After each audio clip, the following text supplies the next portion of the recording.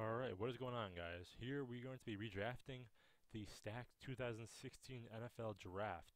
We're going to be doing the first round only, and we're going to start off here with the 32nd pick for the Seattle Seahawks. I would select Myles Jack, a linebacker. And his original spot was 36th overall to the Jags, and he was a Swiss Army knife of the draft. He played multiple positions during his time at UCLA, and Pete Carroll would love having an athlete like him on the field, and Seattle Seahawks would then possess the flexibility to line him up at different spots within the star-studded defense. Coming in next, for the Carolina Panthers, we have Chris Jones, a defensive tackle. He was originally drafted 37th overall to the Chiefs. And his rookie numbers don't pop off the screen at first glance.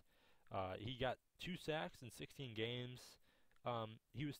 Despite this, he was still critical to their stout defense. He outplayed veteran Dontari Poe for much of the season and was easily the best interior lineman for one of the top defenses in the league.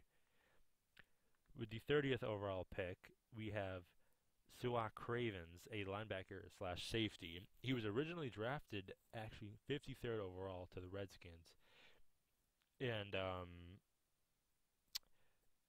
so he was not able to see the field much of his rookie year. When he did get time, he made the most of it. The hybrid safety slash linebacker would do well in an Arizona defense that has gotten the most out of previous tweener athletes like Tyrann Mathieu and Deon Buchanan.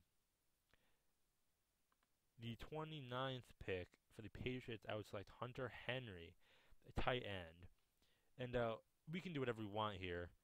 And in this hypothetical redraft, including giving the Patriots back their first-round pick, they never should have lost. Henry's ability to be flexed out on the perimeter, as well as in the traditional spot on the line, is a trait highly coveted by the Patriots. They would find a plethora of ways to get the big target open down the field. At the 28th pick now, we have for the San Francisco 49ers, Paxton Lynch. And he was originally drafted 26th overall to the Broncos. And the 49ers weren't too confident with their quarterbacks heading into 2016, which is evidenced by their willingness to start Blaine Gabbert in Week 1. Lynch has a powerful arm and a great size for the position. He just needs a little bit of time to be molded into a more polished player. At 27, we have DeForest Buckner, a defensive linebacker. And the original spot for him was 7th overall. And Buckner was a staple for the 49ers defense all season long. And he recorded 6 sacks and 16 appearances for them. His versatility would allow the Packers to deploy him anywhere along the defensive front. Green Bay has been desperate for additional pass rusher for quite some time now, so he would be perfect with them. At 26, we would pick for the Broncos Jared Goff, and he was originally drafted 1st overall by the Los Angeles Rams. And Simeon ended up being a serviceable signal caller for Denver in 2016. However, he is not their answer for the long term. Goff falls down the board due to his smallish frame and mediocre arm. But that being said, he's far more accurate than Lynch and could greatly benefit from weapons such as Thomas and Sanders on the outside. Next, we have, for the Pittsburgh Steelers, James Bradbury, cornerback, and he was originally drafted 62nd overall by the Carolina Panthers. And the Steelers struck gold with Artie Burns in the actual draft. Burns performed so well that it'd be unrealistic he'd fall this far in a redraft. They instead go with another highly touted corner in Carolina's James Bradbury. The second rounder performed admirably when taking over for the energetic Josh Gorman. 24 for the Cincinnati Bengals, Corey Coleman, wide receiver. He was originally drafted 15th overall for the Cleveland Browns, and while Cincy's defense performed far worse than it were projected, it's the offense needing an injection of talent. His presence should help to alleviate the constant double coverages AJ Green was facing all season long. He was a playmaker when healthy, highlighted by a 5-catch, 104-yard, 2-touchdown game against the Ravens. At 23, we have Jordan Howard, a running back. He was originally drafted 150th overall by the Chicago Bears. And Chicago's time in Chicago has been good so far. And 2016 second leading rusher has no chance of making it to his original 5th round position. Minnesota proactively seeks their Peterson replacement instead of praying that Matt Asiata or Jerick McKinnon can break out as leadbacks. Howard is built for 300 touches every season for the next half-decade. The 22nd pick of the Washington Redskins, Eli Apple, cornerback. Washington doesn't have many weaknesses across their roster, but they could have used some help opposite Josh Norman in the defensive secondary. Bashad Breeland could slide into the nickel role, while Apple gives him added dimension of length and athleticism. With the 21st pick, the Houston Texans would select Jatavius Brown, linebacker. He was originally drafted 175th overall by the Chargers, and although they are desperately in need of a quarterback here, it's unlucky the Texans draft one, considering they just inked Osweiler to a mega deal. With Brian Cushing declining year to year, Texans decided to fortify an already stout defense with the inside linebacker Jatavius Brown. He played excellent for the Chargers down the stretch of the season, tallying 79 tackles and 3.5 sacks in just 9 total starts. At number 19, the Buffalo Bills would select Vernon Hargreaves II. He was originally drafted 11th overall by the Tampa Bay Buccaneers, and the Bills had plenty of talent on the defensive end last year, but vastly underperformed. Second-round pick Reggie Ragland's season-long injury was a damper on the year, and was poor play of Buffalo's secondary. Hargreaves was mediocre in pass coverage for much of his rookie year, but was terrific in stopping the run. He could have fit in as either nickel corner and eventually taken over outside with the departure of Stephon Gilmore. At 18, the Indianapolis Colts would select Ryan Kelly, a guard. He was originally drafted 18th overall to the Colts, and they need to keep him as well as Andrew Luck at all costs. And they are trying. It's not the sexiest pick, but there's plenty of talent within the draft pool at wide receiver and running back. In later rounds, the Colts should be able to add weapons alongside Luck.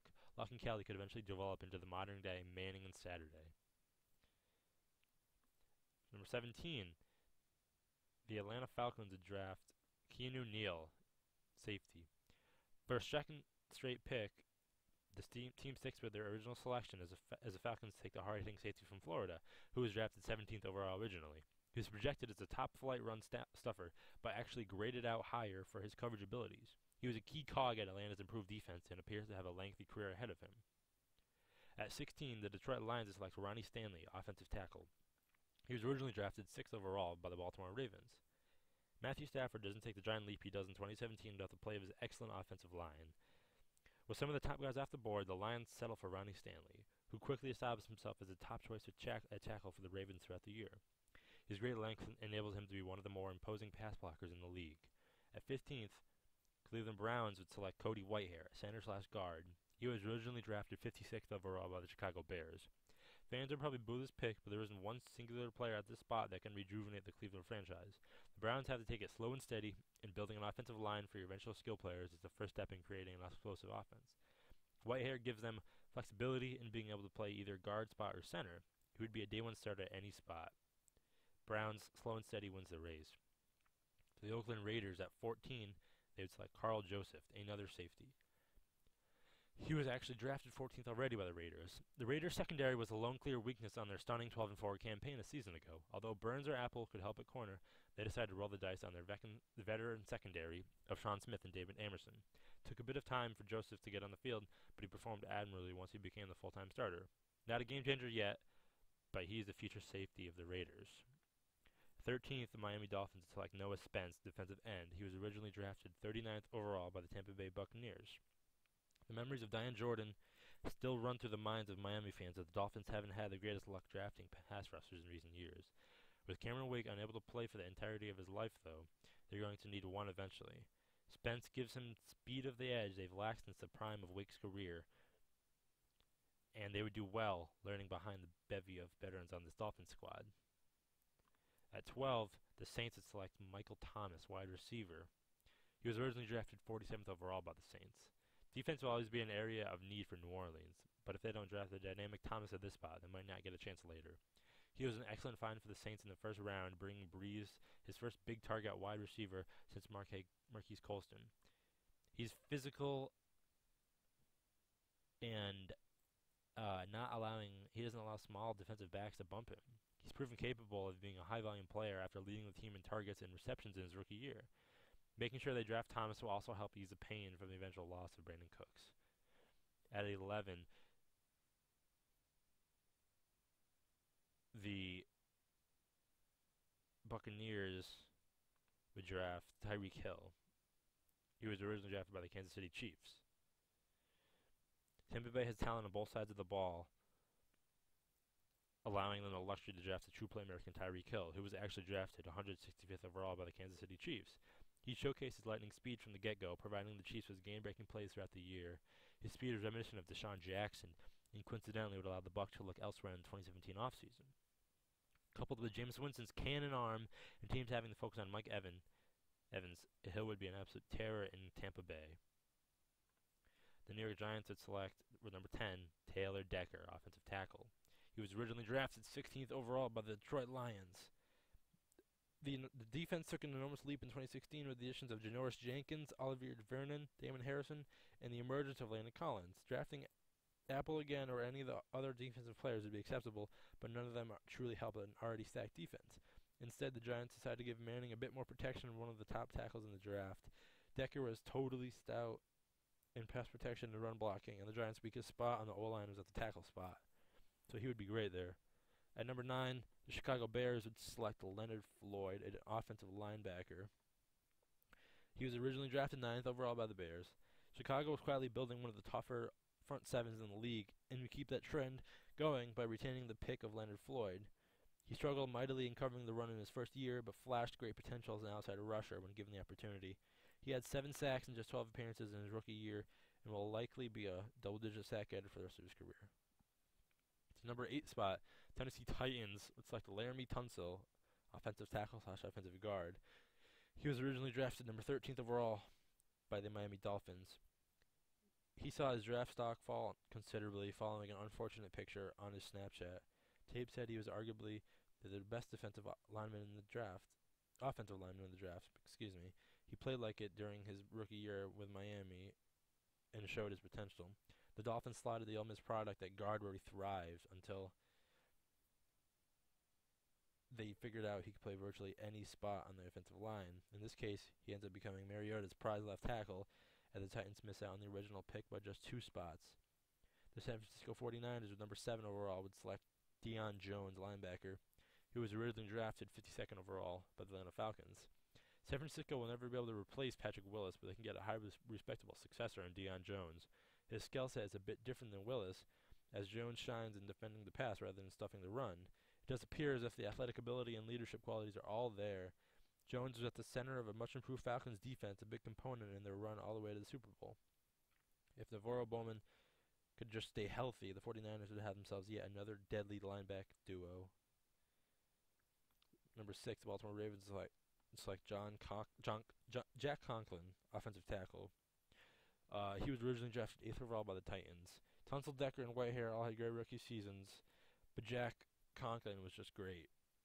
Former walk-on at Michigan State was one of the top overall tackles in the league, leading the way for Tennessee's explosive rushing attack. Playing opposite fellow top draft pick Taylor Lewan, the Titans' offensive line was enormous and physical, breaking down opposing defensive lines all season. His bruising style of play would fit perfectly with the Ravens, a team that relishes playing smash-mouth football at the point of attack.